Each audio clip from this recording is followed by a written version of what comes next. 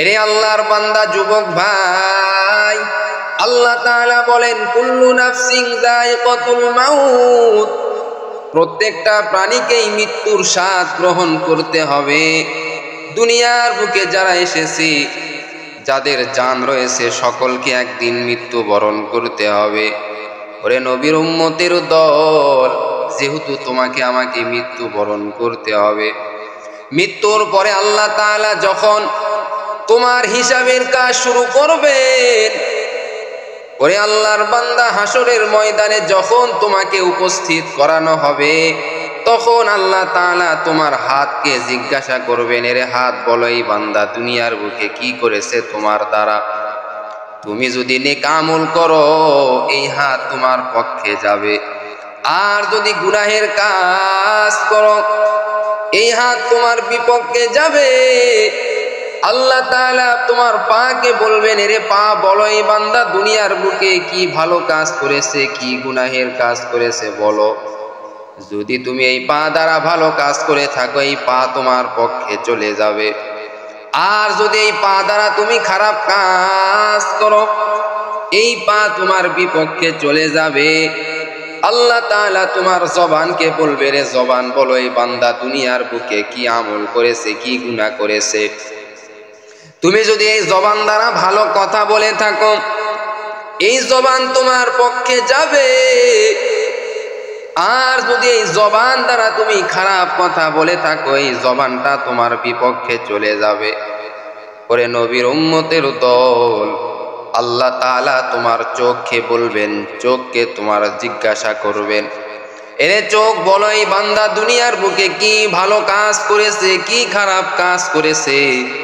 তুমি যদি ভালো কাজ করে থাকো, চোখ তোমার পক্ষে যাবে, সাক্ষী দিবে, আর যদি খারাপ কাজ করে থাকো, চোখ তোমার বিপক্ষে সাক্ষী দিবে।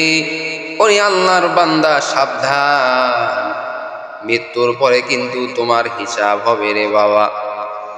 এজন্য বাবা বেশি বেশি জিকির করো, বেশি বেশি রোজা রাখো, বেশি বেশি কোরআন পড়ো, কারণ কোরআন বেশি বেশি যখন পড়বা, এই কোরআনটা তোমার পক্ষে সাক্ষী দিবে।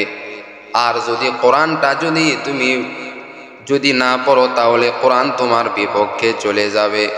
ওরে নবীর আশিক, আল্লাহর এক বান্দা যুবক সন্তান আল্লাহর ইবাদত করতো, সর্বদা কোরআন পড়তো।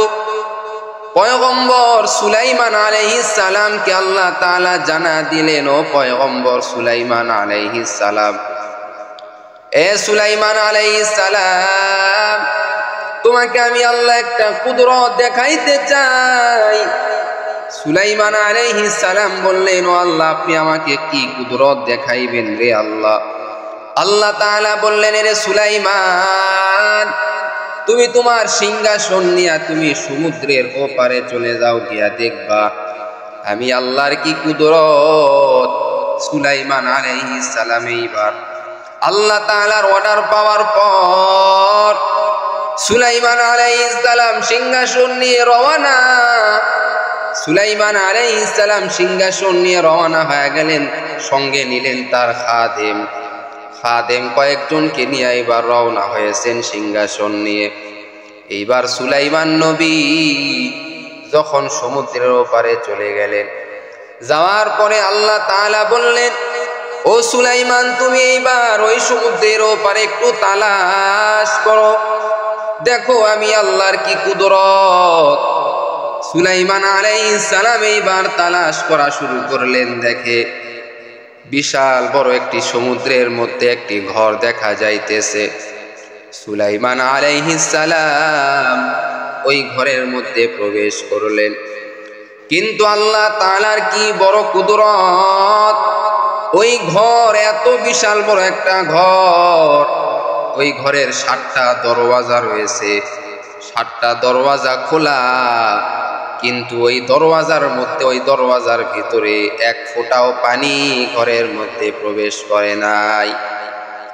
এইবার আল্লাহ তাআলা বললেন, ও সুলাইমান, যাও তুমি ওই ঘরের মধ্যে প্রবেশ করো। সুলাইমান আলাইহিস সালাম এইবার আল্লাহর অর্ডার পাওয়ার পরে এইবার ওই ঘরের মধ্যে প্রবেশ করলেন। প্রবেশ করার পরে দেখে আল্লাহর এক বান্দা সুদর্শন যুবক আল্লাহ তাআলার কালাম পড়তেছে, কোরআন পড়তেছে। এইবার আল্লাহর ওই বান্দা যুবক কোরআন পড়তেছে। সুলাইমান আলাইহিস সালাম ওই যুবকের কাছে চলে গেলেন। চলে যাওয়ার পরে এবার ওই যুবককে বললেন, এরে যুবক, কতদিন ধরে তুমি এখানে কোরআন পড়তেছো, কতদিন ধরে তুমি এখানে আমল করতেছো, আর কিভাবেই তুমি এখানে চলে আসলাম? এই যুবকটা বলতেছেন, ও পয়গম্বর সুলাইমান, এখানে আমি দীর্ঘদিন ধরে এখানে আমি কোরআন পড়ি, এখানে আমি আল্লাহর ইবাদত করি, এখানে আমি রোজা রাখি, এখানে আমি সব ইবাদত আমি করি। এইবার সুলাইমান নবী বলতেছেন, তুমি এখানে কিভাবে এসেছো, পরিচয় কিভাবে পেয়েছো? বলে, আমার মা বাবা যখন ইন্তেকাল করবে, আমার মা বাবা আল্লাহর কাছে দোয়া করেছিলেন, ও দয়ার মালিক, আমার সন্তানকে আপনি হেফাজত করবেন আল্লাহ। মা বাবার দোয়া তো আল্লাহ কবুল করে নেয়।